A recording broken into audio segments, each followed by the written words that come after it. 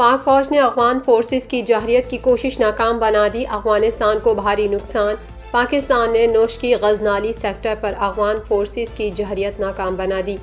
سعودی عرب اور پاکستان کے مابین $2 ارب سرمایہ کاری کے معاہدے متوقع، سرمایہ کاری معاہدوں کے لیے فریم ورک بھی تیار کر لیا گیا۔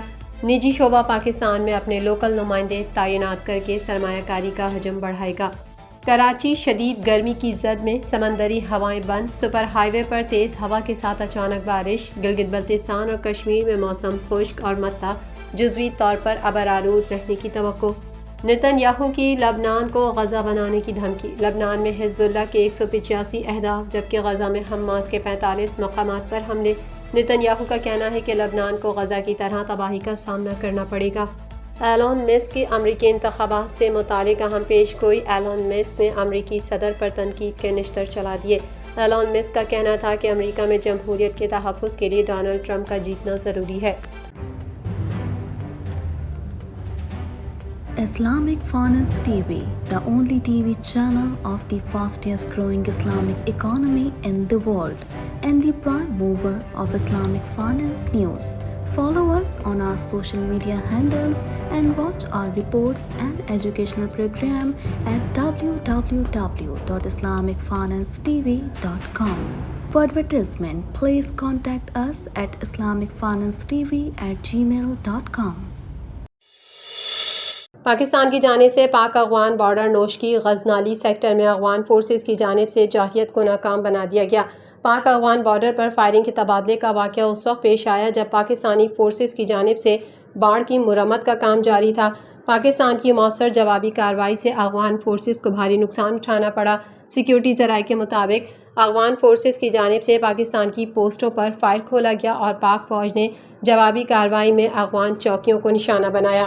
حکام کے مطابق پاکستانی سیکیورٹی فورسز اپنی علاقائی سالمیت پر کسی صورت حرف نہیں آنے دیں گے۔ افغانستان کی طرف سے اس جارحیت کا منہ توڑ جواب دیا گیا۔ سیکیورٹی ذرائع کا مزید کہنا ہے کہ پاکستان کی جانب سے اپنی سرحدوں کی حفاظت کے لیے مؤثر اقدامات کا سلسلہ جاری رہے گا۔ افغان فورسز کی جانب سے بلا اشتعال جارحیت پہلے بھی کی جا چکی ہے۔ سعودی عرب اور پاکستان کے درمیان $2 ارب سرمایہ کاری کے معاہدے متوقع ہیں۔ اس سلسلے میں سعودی عرب کے ساتھ سرمایہ کاری معاہدوں کے لیے فریم ورک بھی تیار کر لیا گیا ہے۔ میڈیا رپورٹ مجموعی طور پر حکومتی اور نجی شعبے سے تقریباً 40 کمپنیوں کا وفد سرمایہ کاری کے لیے پاکستان پہنچے گا۔ سعودی عرب کے ساتھ زراعت، انفارمیشن ٹیکنالوجی، کنسٹرکشن مٹیریل کے معاہدے پر دستخط ہوں گے۔ سعودی وفد پیٹرولیم کے شعبے اور پاور سیکٹر کے معاہدوں پر بھی دستخط کرے گا۔ ذرائع کے مطابق سعودی عرب کی جانب سے 2027 تک $5 ارب سے زائد کی مجموعی سرمایہ کاری ہوگی اور اس سلسلے میں سعودی عرب کے ساتھ مختلف شعبوں میں سرمایہ کاری کے لیے تقریباً 30 معاہدوں پر دستخط کیے جائیں گے۔ علاوہ ازیں food security, meat export, Pakistani rice export کے لیے بھی معاہدوں پر دستخط کیے جائیں گے۔ مائننگ، آئل ریفائنری، ریلوے کے لیے بھی طے شدہ معاہدوں کی پیش رفت کا جائزہ لیا جائے گا۔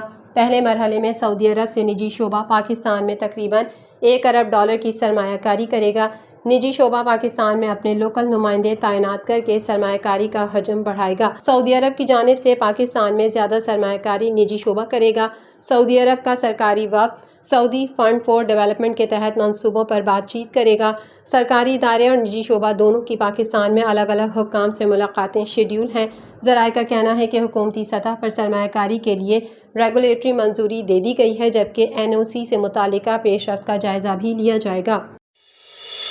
کراچی میں سپر ہائی وے پر اچانک تیز ہوا کے ساتھ بارش ہوئی ہے۔ بارش کے باعث ارد گرد کے علاقوں میں موسم خوشگوار ہو گیا۔ محکمہ موسمیات کے مطابق گرم موسم کے باعث کراچی کے شمال مغرب اور شمال مشرق میں بادل بنے ہیں۔ محکمہ موسمیات کی جانب سے کہا گیا ہے کہ کراچی کے مضافات میں گرد آلود ہوا کے ساتھ کہیں کہیں ہلکی بارش ہو سکتی ہے۔ دوسری جانب شہر قائد شدید گرمی کی لپیٹ میں ہے۔ شہر میں 4 سے 5 روز درجہ حرارت میں 102 ڈگری اضافے کا امکان ہے۔ محکمہ موسمیات کے مطابق گلگت بلتستان اور کشمیر میں موسم خشک اور مطلع جزوی طور پر ابرآلود رہنے کی توقع ہے۔ اسلام آباد، لاہور، پشاور میں موسم خشک رہنے کا امکان ہے۔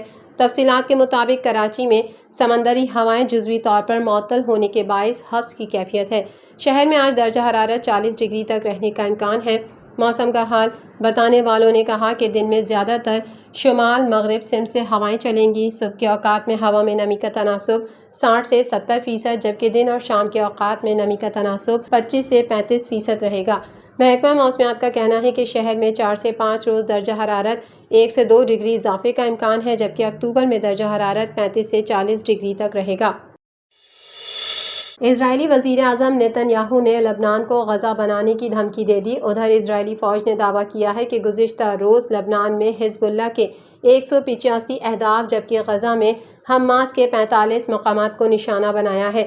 اسرائیلی فوج کے مطابق شمالی اسرائیل میں حملے کے بعد سائرن بجنے لگے۔ منگل اور بدھ کو جھڑپوں میں 3 اسرائیلی فوجی شدید زخمی ہوئے، جبکہ 3 امریکی حکام نے امریکی میڈیا کو بتایا کہ آج صدر بائیڈن کی نیتن یاہو کے ساتھ ایران پر اسرائیلی حملے کے منصوبے سے متعلق ایک اہم فون کال بھی متوقع ہے۔ غیر ملکی میڈیا رپورٹ کے مطابق نیتن یاہو نے لبنان کو خبردار کیا ہے کہ اسے غزہ کی طرح تباہی کا سامنا کرنا پڑے گا۔ غیر ملکی میڈیا کی رپورٹس کے مطابق اسرائیل نے رات کو جنوبی بیروت میں حملہ کر کے 4 رہائشی عمارتوں کو تباہ کر دیا۔ لبنانی وزارت صحت کے مطابق گزشتہ روز اسرائیلی حملوں میں 36 افراد جاں بحق اور 150 زخمی ہوئے ہیں۔ دوسری جانب حزب اللہ کا کہنا ہے کہ لبنانی سرحد کے قریب اسرائیلی فوجیوں پر گولہ باری اور راکٹ حملے کیے ہیں۔ دنیا کے امیر ترین شخص ایلن مسک نے ریپبلکن امیدوار ڈونلڈ ٹرمپ کی حمایت کا اعلان کرنے کے بعد پہلی بار ان کی انتخابی مہم میں شرکت کی۔ ایلن مسک نے جلسے سے خطاب بھی کیا اور اس دوران امریکی صدر جو بائیڈن پر طنز کے تیر بھی برسائے۔ ڈونلڈ ٹرمپ نے اپنی انتخابی مہم کے دوران امریکی ریاست پنسلوانیا میں اسی مقام کا دوبارہ دورہ کیا جہاں ان پر کچھ عرصہ قبل قاتلانہ حملہ کیا گیا تھا، اور اس موقع پر ایلن مسک بھی ان کے ہمراہ موجود تھے۔ ڈونلڈ ٹرمپ نے پرجوش انداز میں ایلن مسک کو اسٹیج پر بلاتے ہوئے کہا کہ میں ایک ناقابل یقین آدمی کو مدعو کر رہا ہوں جس کا نام ایلن مسک ہے، جو اب تک بہت سارے عظیم کام کر چکے ہیں۔ ایلن مسک کو ڈونلڈ ٹرمپ نے اسٹیج پر مدعو کیا تو وہ دلچسپ انداز میں ایک چھلانگ لگا کر اسٹیج پر آئے۔ انہوں نے ڈونلڈ ٹرمپ کی انتخابی مہم میں سیاہ رنگ کی ٹوپی پہن کر شرکت کی جس پر لکھا تھا میک امریکہ گریٹ اگین، یعنی امریکہ کو دوبارہ ایک عظیم ریاست بنائیں۔ ایلن مسک نے اسٹیج پر آتے ہی سب سے پہلے تو اپنی ٹوپی پر دلچسپ تبصرہ کیا۔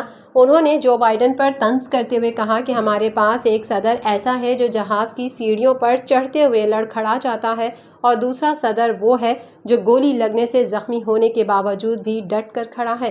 ایلن مسک نے کہا کہ 2024 کے یہ الیکشن امریکہ کی تاریخ کے سب سے اہم الیکشن ہے اور امریکہ میں جمہوریت کے تحفظ کے لیے ڈونلڈ ٹرمپ کا جیتنا ضروری ہے۔ ایلن مسک نے شرکاء سے مخاطب ہوتے ہوئے کہا کہ ہر ایک ووٹر کو جسے آپ جانتے ہیں اور جسے آپ نہیں بھی جانتے ان سے ووٹ رجسٹریشن کروائیں، چاہے ایسا کرنے کے لیے انہیں گھسیٹ کر ہی کیوں نہ لانا پڑے۔ انہوں نے خبردار کرتے ہوئے کہا کہ اگر آپ نے ایسا نہیں کیا اور ووٹ نہیں دیا تو یہ امریکہ کے آخری الیکشن ہوں گے۔